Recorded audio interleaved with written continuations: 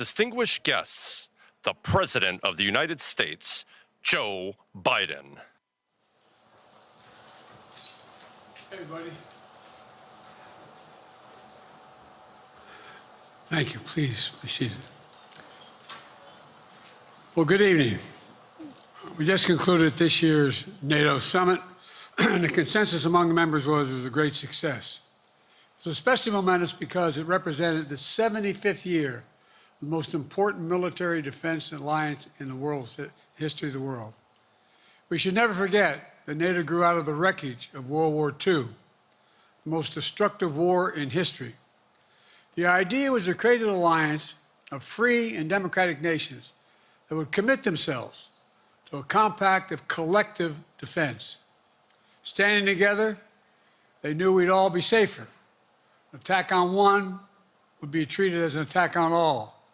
And it's worked because a would-be aggressor knows if they attack one of us, they'll be attacked by all of us. Sending that message is the best way to deter aggression and prevent wars in the first place. For those who thought NATO's time had passed, they got a rude awakening when Putin invaded Ukraine. Some of the oldest and deepest fears in Europe roared back to life because once again, a murderous madman was on the march. But this time, no one cowered in appeasement, especially the United States. We collected intelligence that Russia was planning to invade Ukraine months before the invasion. I directed the intelligence community to be a significant amount of intelligence be declassified so I could start building an international coalition to oppose the invasion. Then in February, some of you remember, I warned the world that the invasion was imminent. I rallied a coalition of 50 nations from Europe to Asia to help Ukraine defend itself. Many foreign policy experts thought, as Putin amassed Russian forces just 100 miles north of Kyiv, the capital of Ukraine, but Putin thought it was the mother home of Russia. The capital would fall in less than a week. But the Ukrainian people, backed by a coalition to help build, stopped them. Today, Kyiv still stands, and NATO stands stronger than it has ever been. During the week of this summit, several heads of states made it a point in their statements to thank the United States and to thank me personally for all that NATO has achieved. NATO is not only stronger, NATO is bigger because we led the charge to bring in Finland and Sweden into the alliance, and it makes a gigantic difference. Excuse me. Meanwhile, my predecessor has made it clear he has no commitment to NATO. He's made it clear that he would feel no obligation to honor Article 5. He's already told Putin, and I quote, "Do whatever the hell you want." In fact, the day after Putin invaded Ukraine, here's what he said. It was genius. It was wonderful. Some of you forgot that, but that's exactly what he said. But I made it clear a strong NATO is essential to American security. And I believe the obligation of Article 5 is sacred. And I would remind all Americans, Article 5 is invoked only once in NATO's long history, and that was to defend America after 9/11. I made it clear that I will not bow down to Putin. I will not walk away from Ukraine. I will keep NATO strong. That's exactly what we did, and exactly what we'll continue to do. Now, the future of American policy is up to the American people. This is much more than a political question. It's more than that. It's a national security issue.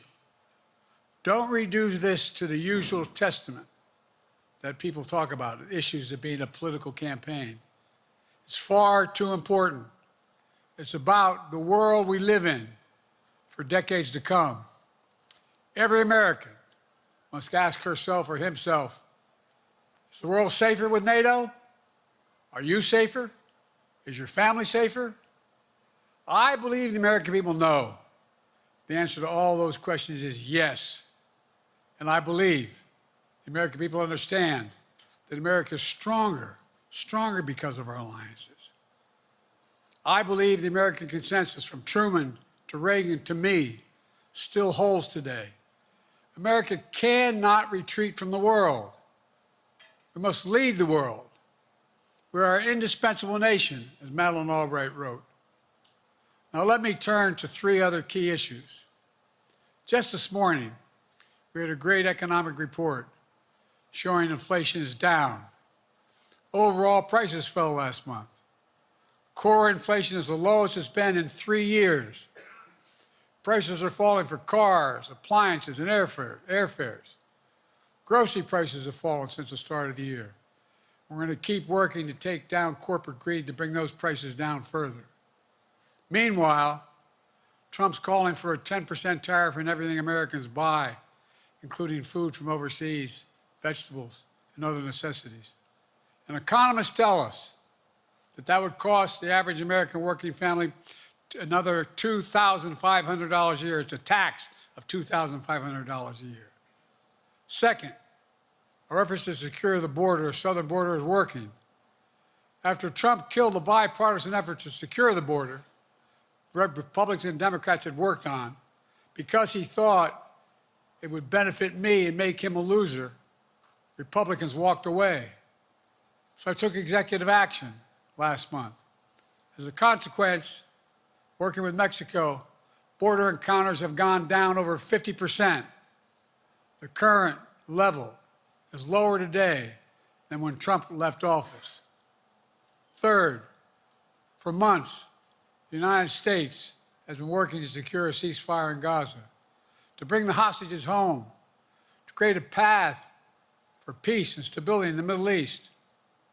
6 weeks ago, I laid out a detailed plan in writing. It was endorsed by the UN Security Council, the G7.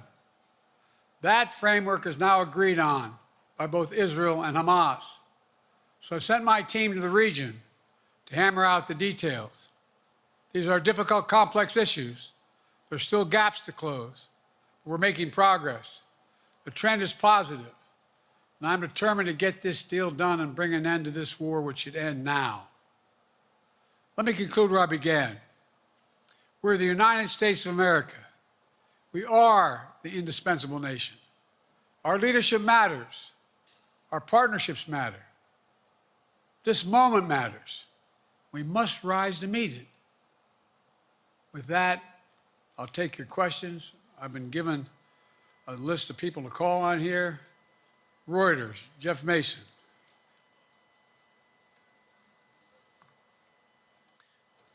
Mr. President, your political future has hung over the NATO summit a little bit this week.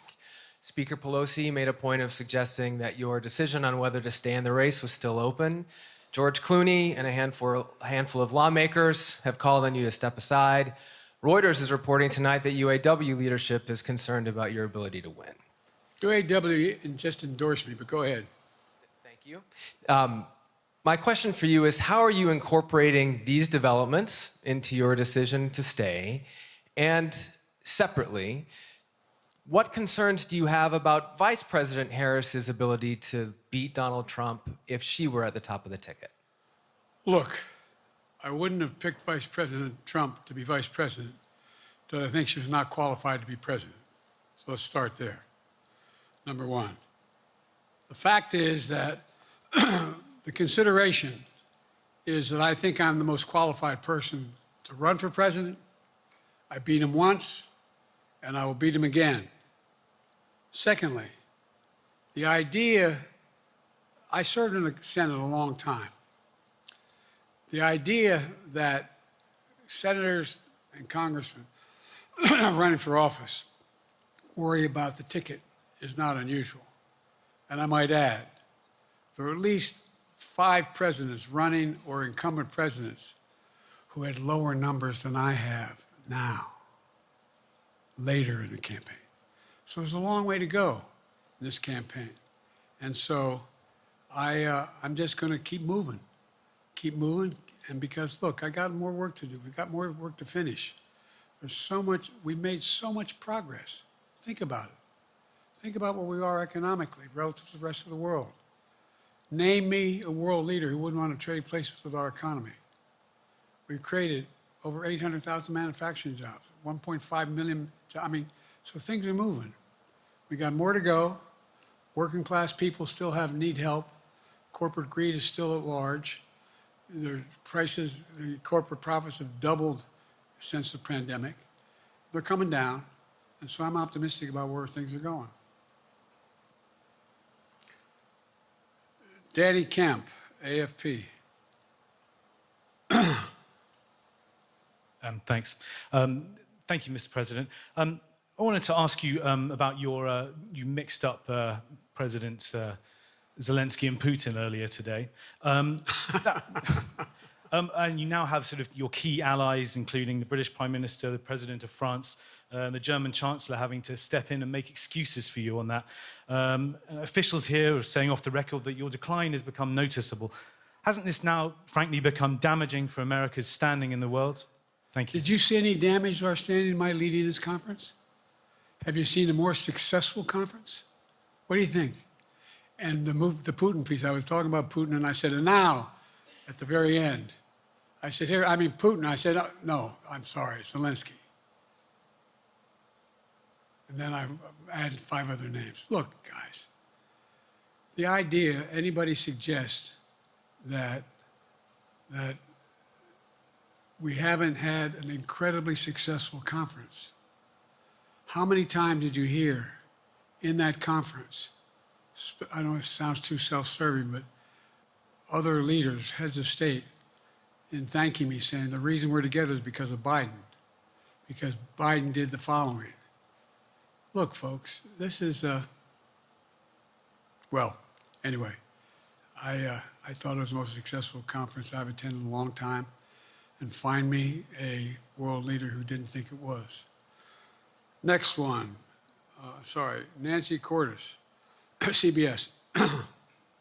Thank you, Mr. President. You mentioned other instances in history where presidents have faced a challenge, but what makes this moment in history so unique is that it is not your enemies who are calling on you to reconsider your decision to stay in the race. It's your friends, supporters, people who think you've done a great job over the past 4 years. Have you spent time thinking about what it would mean for your legacy, which you've worked decades to build, if you stay in the race, despite the concerns that voters say they have, and you lose to someone who you yourself have argued is unfit to return to the Oval Office? Well, look, I'm not in this for my legacy. I'm in this to complete the job I started. As you recall, understandably, many of you and many economists thought my initial initiatives that I put forward, can't do that, it's going to cause inflation, things are going to skyrocket, the debt's going to go up. What are you hearing now from mainstream economists?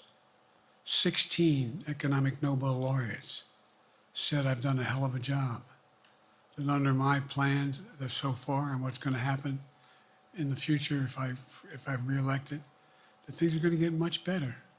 Our economy is growing. I was determined when I got elected to stop the trickle-down economic theory, that if the wealthy did very well, everybody else would do well. My dad was a well-read, decent guy. I don't remember much trickling down on his kitchen table. Middle-class people and working-class people need help. And so what happened is I decided to was able to implement as president what I believed when I was a senator. And that is that the way to build this economy is from the middle out and the bottom up. That way we grow the economy. And the wealthy still do very well. They do fine. And guess what? Find me an mainstream economist who said we haven't done well. What have we not done that isn't working right now? And so we got more to do, though. We got to finish the job. And by the way, I come from the corporate state of the world. Delaware has more corporations registered in Delaware than every other state in the nation combined. I'm not anti-corporate, but corporate profits have doubled since the pandemic, doubled. It's time things get back in order a little bit. It's time, for example, if I'm reelected, we're going to make sure that rents are kept at 5% increase, corporate rents for apartments and the like and homes are limited to 5%. We're going to make a lot of changes that I've been talking about because we're going to continue to grow this economy. And by the way, remember how I got so roundly criticized for being so pro-union, not labor, union. Well, guess what? I've been the most pro-union labor president in history. Not a joke. And guess what? We had the Treasury Department do a study. When unions do better, everybody does better. Everybody does better. And we talk about how, for example, remember when we talked about getting the computer chip industry back in the United States? Used to be 40% of the industry. We invented the chip. 40% of the industry was in the United States. And former presidents decided that the best way to do it is find the cheapest labor in the world, send the product over there, and import what the product was. And so what did I do? I was told not to go over to Europe, to Asia, including Europe, but Asia. And I remember going to South Korea, convincing them to invest $20 billion in the United States to build computer chip factories. And I asked why when they finally decided to do it. And the answer was because you have the safest economy in the world and you have the best workers in the world. So the whole idea here is we've invested, there's over $50 billion in investment in computer chip manufacturing just coming into being. None of you thought that would happen. None of you thought that would happen. But it's happening. It's happening. And it's going to grow economies all through. And by the way, red states and blue states. Matter of fact, there's as much in red states as in blue states. I've made no distinction. So my generic point is that the idea that we can't continue to build and grow the economy, make it fairer. And like I said, from my standpoint, when the middle class does well, that's when the whole economy grows. The poor have a shot, the wealthy do well, but the wealthy got to start paying their taxes. As a follow-up, sir, you mentioned that your Vice President Kamala Harris would be ready to serve on day one. Can you elaborate on that? What is it about her attributes and her accomplishments over the last 4 years that make her ready to serve on day one if necessary? First of all, the way she's handled the issue of freedom of women's bodies to have control over their bodies. Secondly, her ability to handle almost any issue on the board. This was a hell of a prosecutor. She was a first-rate person, and in the Senate, she was really good. I wouldn't have picked her unless I thought she was qualified to be president. From the very beginning, I made no bones about that. She is qualified to be president. That's why I picked her. Felicia Schwartz, Financial Times. Thank you, Mr. President. Presidency is the most straining job in the world, and it's 24/7. How can you say you'll be up for that next year, in 2 years, in 4 years, given the limits you've acknowledged that you have today? The limits I've acknowledged I have? There's been reporting that you've acknowledged that you need to go to bed earlier and your evening around 8. That's not true. Look, what I said was, instead of my every day starting at 7 and going to bed at midnight, it'd be smarter for me to pace myself a little more. And I said, for example, the 8, 7, 6 stuff, instead of starting a fundraiser at 9 o'clock, start at 8 o'clock. People get to go home by 10 o'clock. That's what I'm talking about. I'm not talking about, and if you look at my schedule since I made that stupid mistake in the campaign, in the debate, I mean, my schedule has been full bore. I've done, where's Trump been? Riding around in his golf cart, filling out his scorecard before he hits the ball? I mean, look, he's done virtually nothing. And I have, I don't know how many, don't hold me to it, roughly 20 major events. Some with thousands of people showing up. And so I just think it's better. I always have an inclination, whether I was playing sports or doing politics, just to keep going, not stop. I just got to just pace myself a little more. Pace myself. And the next debate, I'm not going to be traveling into 15 time zones a week before. Anyway, that's what it was about. That's what it was about. And by the way, even with that, I love my staff, but they add things all the time, at the very end. I'm catching hell from my wife for that. Anyway. I'm sorry, Zeke Miller, Associated Press. Thank you, Mr. President. Two questions for you. First, on the NATO summit, President Zelensky, in your meeting with him, he pressed you to lift your limitations on the Ukrainian use of American weapons, saying that, in his public remarks afterwards, saying that Ukraine cannot win the war unless those limitations are lifted. Are you reconsidering your position on that? And then secondly, following up on Felicia's question there, leaders of your own party have said that they're not worried about that debate. They're worried about the next bad night and the bad night after that. How can you reassure the American people that you are up to the task and that there won't be more bad nights at a debate stage or somewhere else? First thing about Zelensky asking for the ability to strike deep into Russia. We've allowed Zelensky to use American weapons in the near term, in the near or abroad, into Russia. Whether or not he should be attacked. For example, should Zelensky, he's not.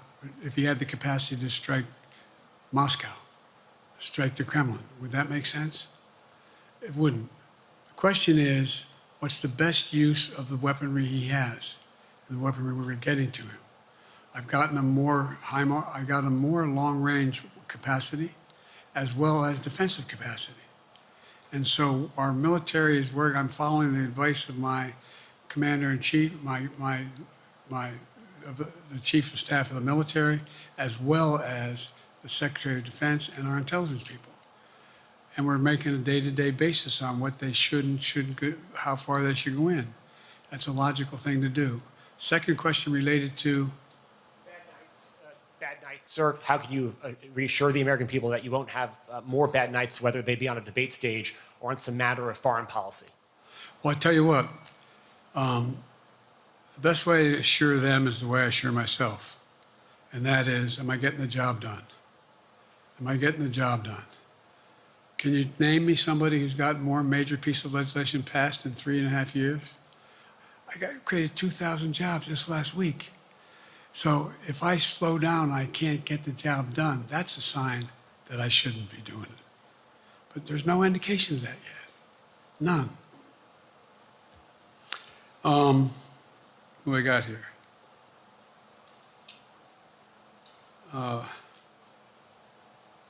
Merrick, Pulaski Radio. Thank you, Mr. President. How are you? I'm well. The elections in the US have consequences around the world. You have pretty high standing in Europe. I just asked President Macron about you, and he said we are happy to have him as the President of the United States. But there is a concern.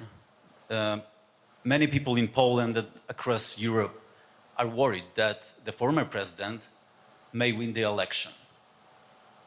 And there's a lot of concern that Donald Trump may weaken NATO, stop supporting Ukraine, or push Ukraine to give up territories to Russia. They're correct. And yourself was warning just 2 minutes ago about it.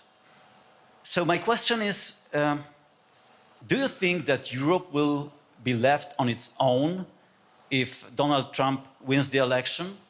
And what's your advice to European leaders to prepare for possible US disengagement? Well, look, I think, how can I say this without sounding too self-serving? I'm not having any of my European allies come up to me and say, Joe, don't run. What I hear them say is, you've got to win. You can't let this guy come forward. It'd be a disaster. It'd be a disaster.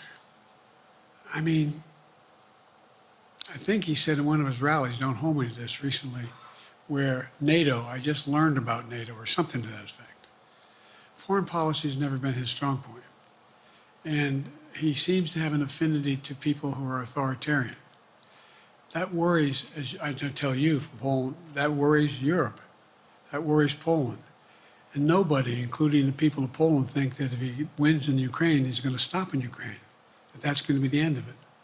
And so what I can say is, I think I'm the best qualified person to do the job, to make sure that Ukraine does not fall, that Ukraine succeeds, that the European alliance stays strong. You may recall, no one was talking about Finland joining NATO.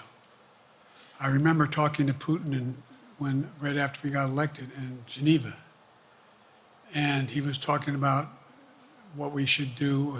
We couldn't be in Eastern Europe, et cetera. And I said, you're looking for the Finlandization of Ukraine. I said, you're going to get the NATOization of Finland.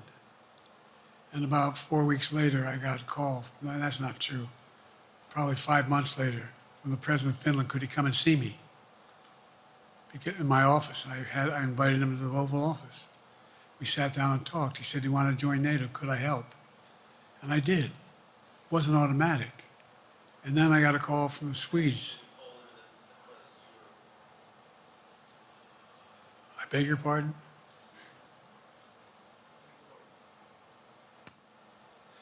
And so Finland joined NATO.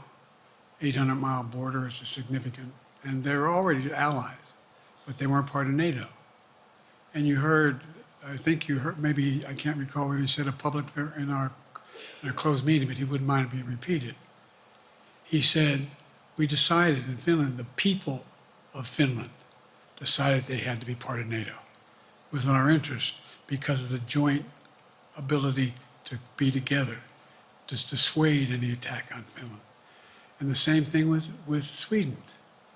It took a lot of selling to some folks, particularly in Turkey and other places, to agree to the expansion. But it expanded. And we're a hell of a lot stronger because of it. We're more secure because of it.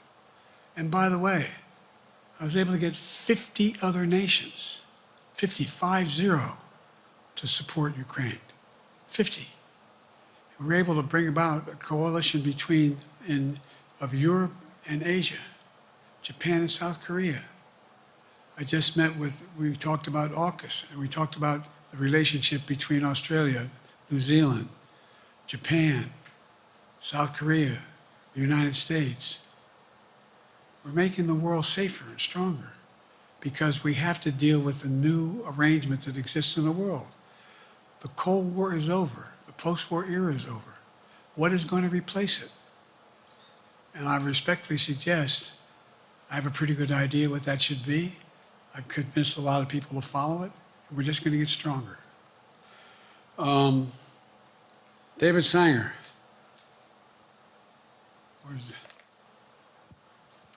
Thank you, Mr. President. Be nice, David. Mr. President, the NATO declaration that was issued yesterday was very notable because it described China as a decisive enabler of the war in Ukraine for its provision of critical goods to the Russians. That's part of a broader partnership that seems to have cemented in place in the past 2 or 3 years. I think one that you were a little bit doubtful of when we asked you about it some time ago. So I'd be interested to know whether you have a strategy now of trying to interrupt the partnership between China and Russia, and whether or not in a second term you would pursue that, if you could describe that strategy to us. And along the way, could you also tell us whether you think, just to follow up on Felicia's question, that if you were in a room with Vladimir Putin again, the way you were 3 years ago, or with President Xi, that a few years from now you will be able to go negotiate with them, handle them one-on-one? Well, the first part of the question is, we discussed and I raised in the NATO summit, and others raised, the future of China's involvement, what they're going to do, what they're doing with Russia in terms of accommodating, facilitating they're getting access to additional, they're not supplying weapons themselves, they're supplying mechanisms for them to be able to get weapons. And China's position is basically, and I've spent more time with Xi Jinping than any world leader has, over 90 hours since being vice president all the way through, for real. And by the way, I handed all my notes. But my point is that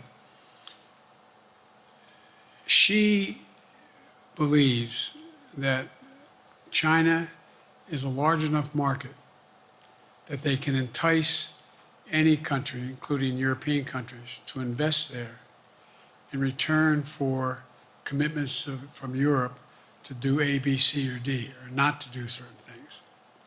What's happened is we had a long discussion about what we cannot, we have to make clear China has to understand that if they are supplying Russia with information and capacity, along with working with North Korea and others to help Russia in armament, that they're not going to benefit economically as a consequence of that by getting the kind of investment they're looking for.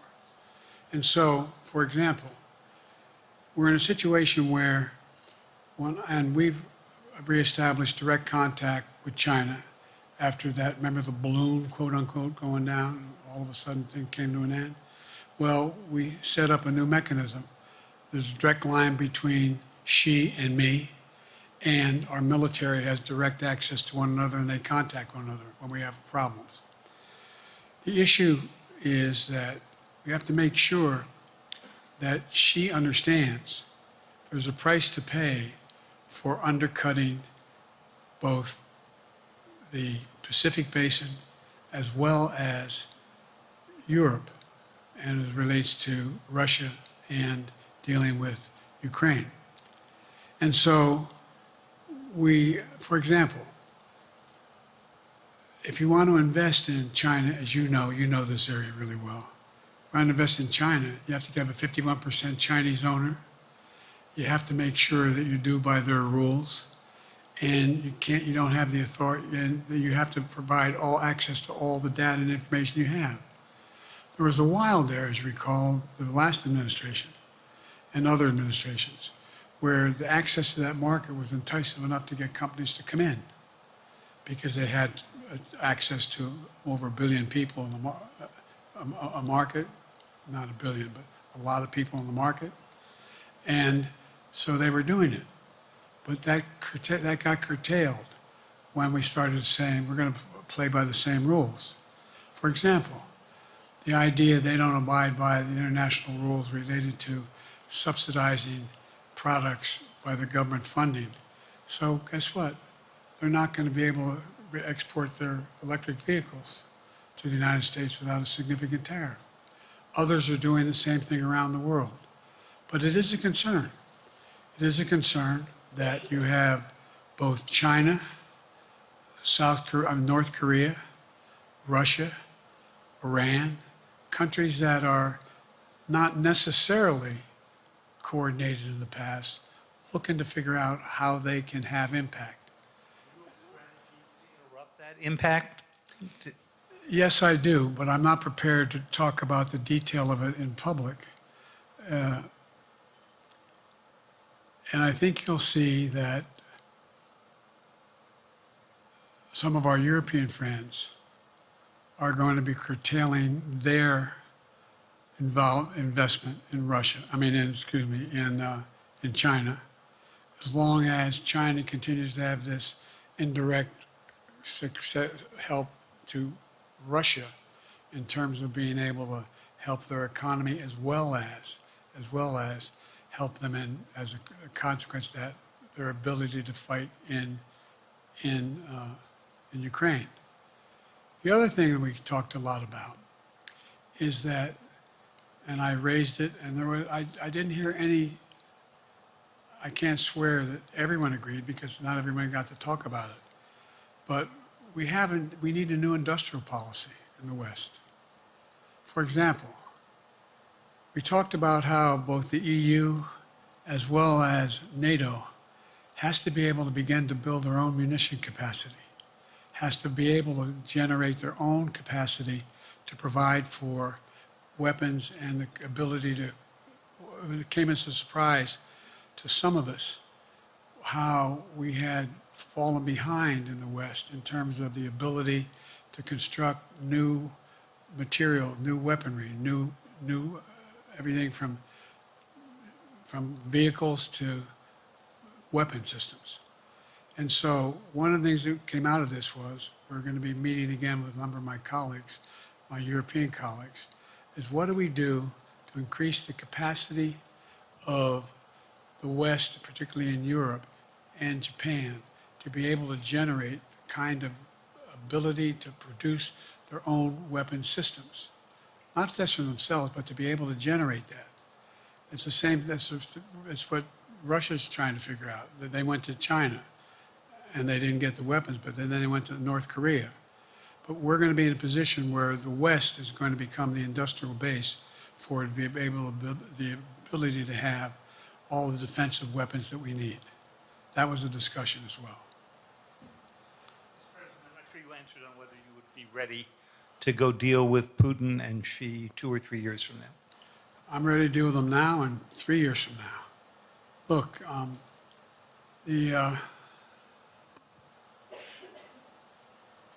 like I said, I'm dealing with Xi right now and direct contact with him.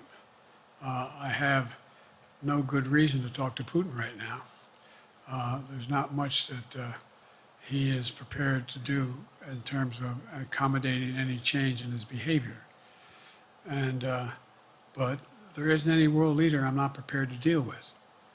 But I understand the generic point is Putin ready to talk? I'm not ready to talk to Putin unless Putin's ready to change his behavior. And the idea, look, Putin's got a problem. First of all, in this war that he is supposedly have won, and by the way, I think, don't hold me to the exact number, but I think that Russia had 17.3% of Ukraine that they've conquered. Now it's 17.4. I mean, in terms of percentage of territory. They've not been very successful. They've caused horrible damage, loss of life, but they've also lost over 350,000 troops, military, killed or wounded. They have over 1 million people, particularly young people with technical capability, leaving Russia because they see no future there. They've got a problem. But what they do have control of is they are very good at controlling and running the public outcry that relates to how they use mechanisms to communicate with people. They lie like hell through the constituencies.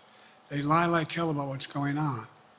And so the idea that we're going to be able to fundamentally change Russia in the near term is not likely. But one thing for certain, if we allow Russia to succeed in Ukraine, they're not stopping in Ukraine. I recommend, I know you know this because you've written about it, read Putin's speech after they moved in, what it was all about in Kyiv. It wasn't about just, anyway, read what his objective is. And anyway, but so I think that I'm prepared to talk to any leader who wants to talk, including if Putin called me and wanted to talk. Last time I talked to Putin was trying to get him to work on an arms control agreement related to nuclear weapons in space. That didn't go very far. So my point is, I'm prepared to talk to anybody, but I don't see any inclination. There is an inclination on the part of the Chinese to keep in contact with me, because they're not sure where this all goes. And look what's happened in Asia. We have strengthened the Asian Pacific area more than anybody else has. We just put together with, today I brought on, I asked our NATO allies that we bring on the group from the South Pacific, Australia, New Zealand, Japan, Australia. I already mentioned Australia. And I met twice now, I think, with the 14 leaders of the Pacific Island nations. And we've slowed down what's going on there. We've slowed down China's reach. But there's a lot of work to do. This is a moving target, and I don't take it lightly. Sam from NPR. Thank you, Mr. President. Asma Khalid with NPR. I have two questions. Earlier, you spoke about the ceasefire plan between Israel and Hamas. We're now looking at 10 months of war, and I'm curious if there's anything that you feel personally you wish you would have done differently over the course of the war. And then secondly, if I may, I wanted to ask you about your presidential campaign. I remember covering your campaign in 2020, and there was a moment where you referred to yourself as a, quote, bridge candidacy, a transition to a younger generation of leaders. I want to understand what changed. Two things. Let's go back to when you talked about would I have changed anything that's happening with Israel and the Palestinians and the Palestinian movement. The answer is, as you recall, from the very beginning, I went to Israel, but I also got immediate contact with al-Sisi in Egypt. I met with the King of Jordan. I met with most of the Arab leaders to try to get a consensus going as to what had to be done to deal with getting more aid and food and medicine into the Gaza Strip. And we pushed it really hard. And Israel occasionally was less than cooperative, number one. The Israeli War Cabinet, I've been dealing with Israel since Golda Meir. Some of the reporters around here come here all the time have heard me say this. The first time I met with Golda Meir, I sat across from her at her desk, and her assistant was Rabin sitting next to me. That's how far back I go. I know Israel well, and I support Israel. But this war cabinet is one of the most conservative war cabinets in the history of Israel. And there's no ultimate answer other than a two-state solution here. And so what was able to be done in terms of the plan I put together was it would be a process for a two-state solution. And we get the Arab nations to, particularly from Egypt all the way to Saudi Arabia, to be in a position where they would cooperate in the transition so that they could keep the peace in Gaza without Israeli forces staying in Gaza. The question has been from the beginning, what's the day after in Gaza? And the day after in Gaza has to be, the end of the day after has to be no occupation by Israel in the Gaza Strip, as well as the ability for us to get in and out as rapidly as you can, all that's needed there. I've been disappointed that some of the things that I've put forward have not succeeded as well, like the port we attached from Cyprus. I was hopeful that would be more successful. But that's why when I went to Israel immediately after the massacres that occurred at the hands of Hamas, the one thing I said to the Israelis, and I met with the War Cabinet and with Bibi, don't make the same mistake America made after bin Laden. There's no need to occupy anywhere. Go after the people who did the job. You may recall, I still get criticized for it, but I was totally opposed to the occupation and trying to unite Afghanistan. Once we got bin Laden, we should have moved on, because it was not no one's ever going to unite that country. I've been over every inch of that, not every inch, the entirety from the poppy fields all the way to the north. I said, don't make the same mistake we made. Don't think that's what you should be doing, is doubling down. We'll help you find the bad guys, Sinwar and company. And all this criticism about I wouldn't provide when the weapons they needed. I'm not providing them 2,000-pound bombs. They cannot be used in Gaza or any populated area without causing great human tragedy and damage. But remember what happened when you had the attack on Israel with rockets and ballistic missiles. I was able to unite the Arab nations as well as Europe, and nothing happened. Nothing got hurt. It sent an incredible lesson to what was going on from the Middle East. So there's a lot of things, in retrospect, I wish I had been able to convince the Israelis to do. But the bottom line is we have a chance now. It's time to end this war. Doesn't mean walk away from going after Sinwar and Hamas. And if you notice, you know better than most, there is a growing dissatisfaction on the West Bank from the Palestinians about Hamas. Hamas is not popular now. And so there's a lot of moving parts. I just have to keep moving to make sure that we get as much done as we can toward a ceasefire,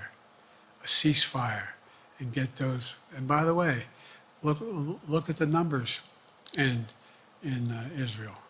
I mean, my numbers are better in Israel than they are here. But then again, they're better than a lot of other people here too. But anyway.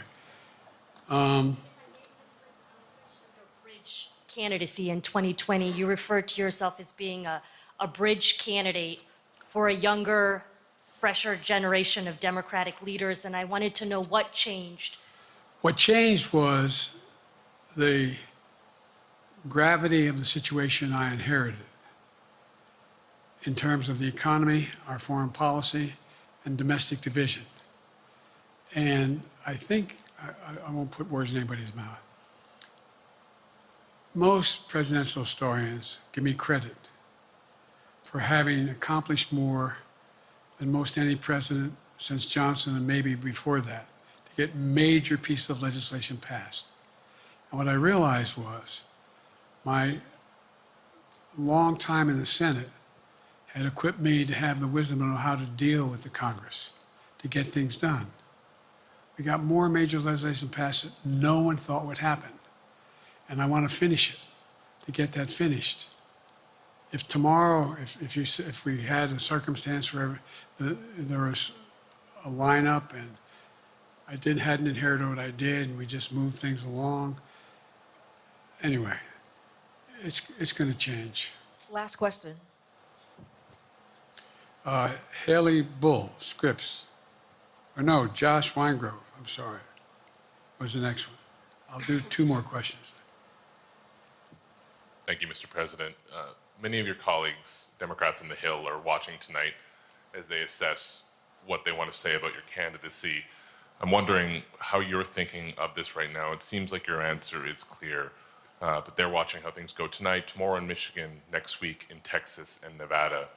Are you thinking that way about how the next week or 2 goes would inform your... Am I using that way, you say? Are you thinking that way about how the next 2 weeks go? Will that affect your decision, or are you fully determined on running in November as the party's nominee? I'm determined on running, but I think it's important that I allay fears by let them see me out there.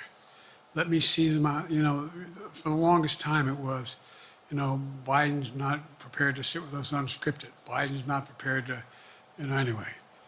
And so what I'm doing is, and I've been doing, I think we've done over 20 major events from Wisconsin to North Carolina to demonstrate that I'm going out in the areas where we think we can win, where we can persuade people to move our way, or people are already there. And here, look, the other thing is, we have the most extensive campaign organization of anybody's had in a long, long time.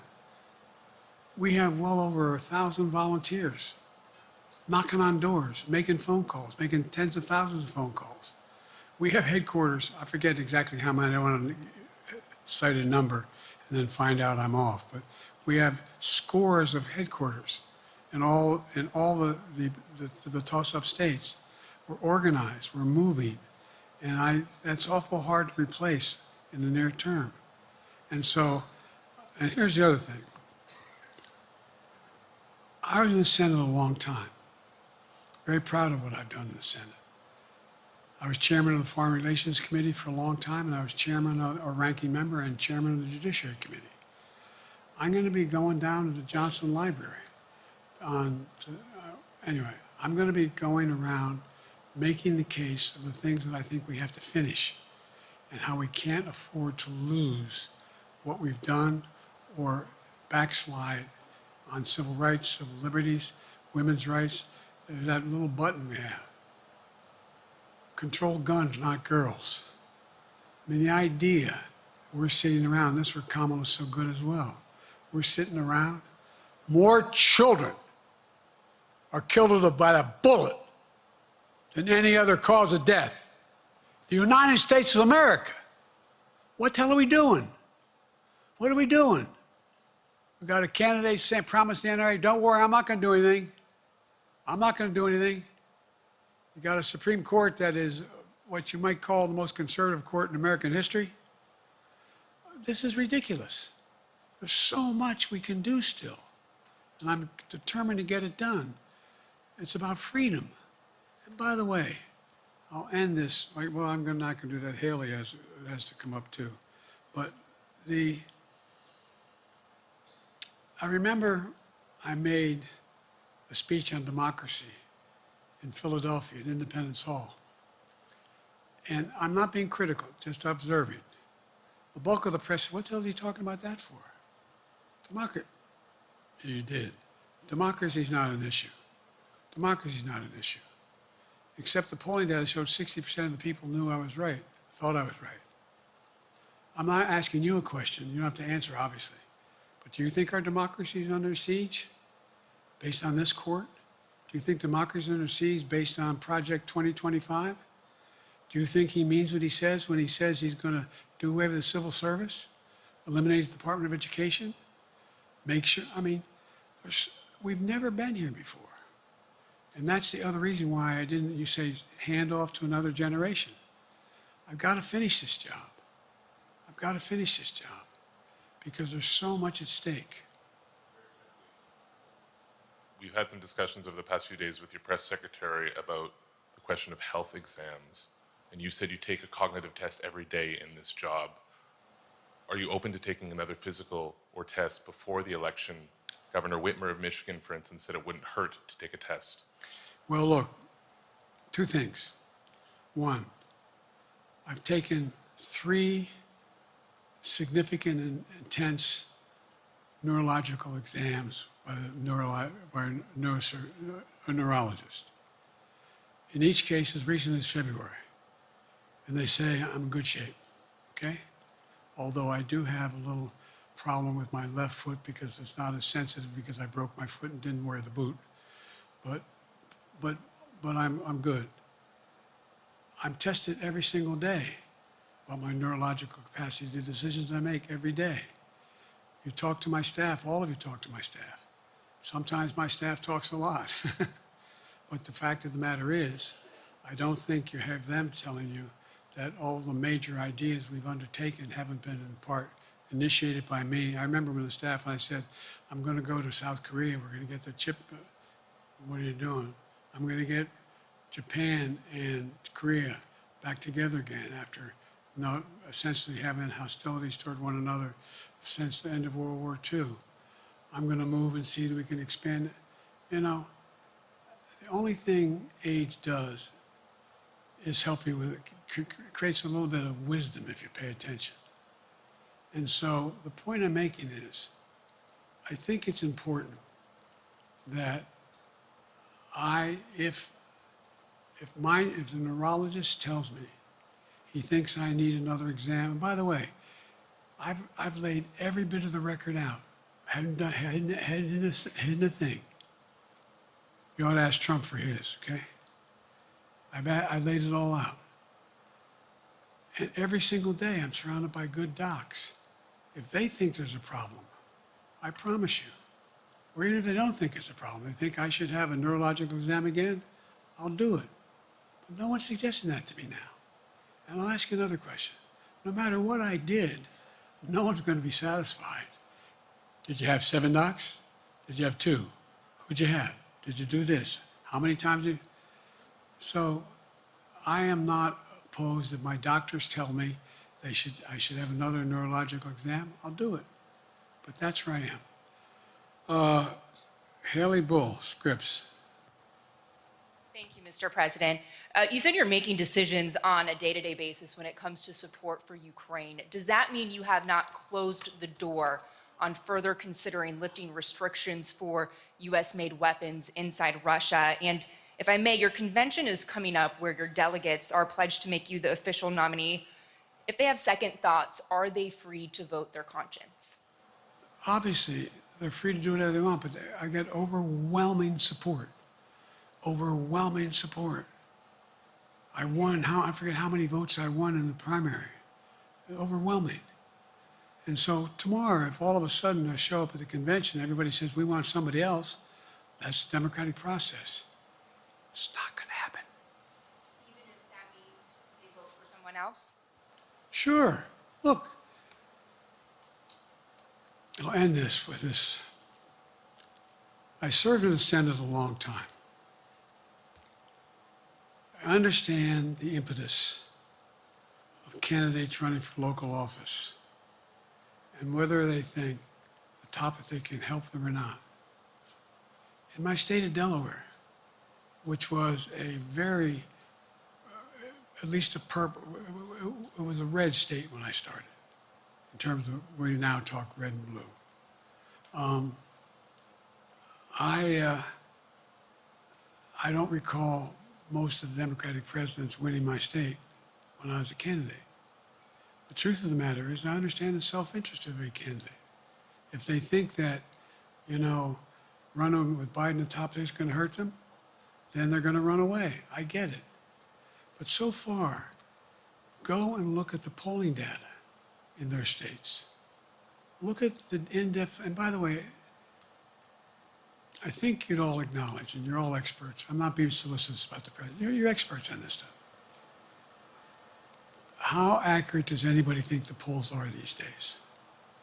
I can give you a series of polls where you have likely voters, me versus Trump, where I win all the time.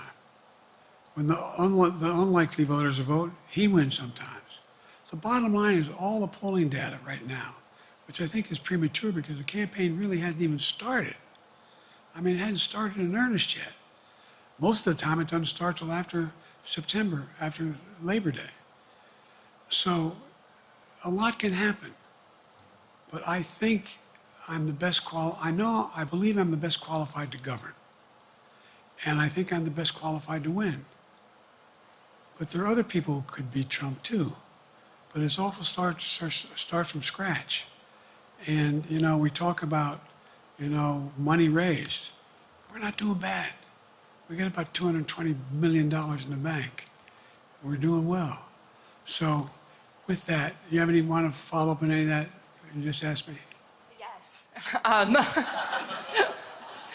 You earlier explained confidence in your vice president. Yes. If your team came back and showed you data that she would fare better against former President Donald Trump, would you reconsider your decision to stay in the race? No, unless they came back and said, there's no way you can win. Me. No one's saying that. No poll says that. Okay. Thanks. This ends tonight's press conference. Thanks, everybody.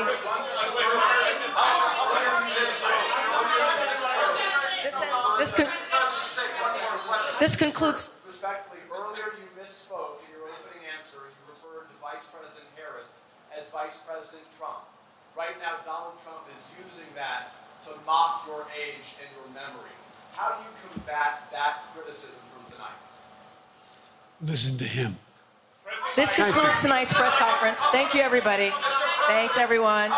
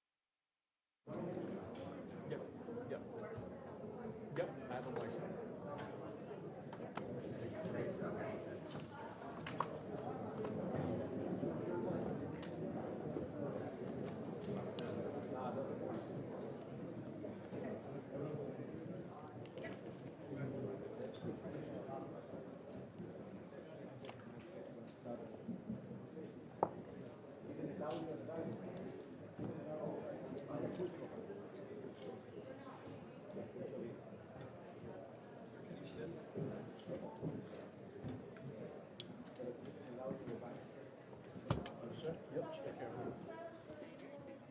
staying here. It's easier for me. Hey guys, can you sit for 1 second? Just 2 minutes, and we'll be out of here. Yeah. So, I don't know how it's going to be getting through the barricades, but we'll figure that out. I think so. Yeah, exactly.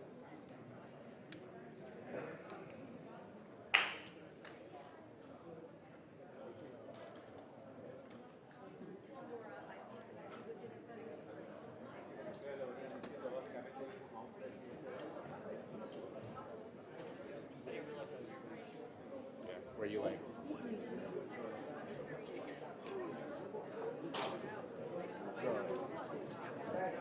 Huh? I had the white shot for showing everybody.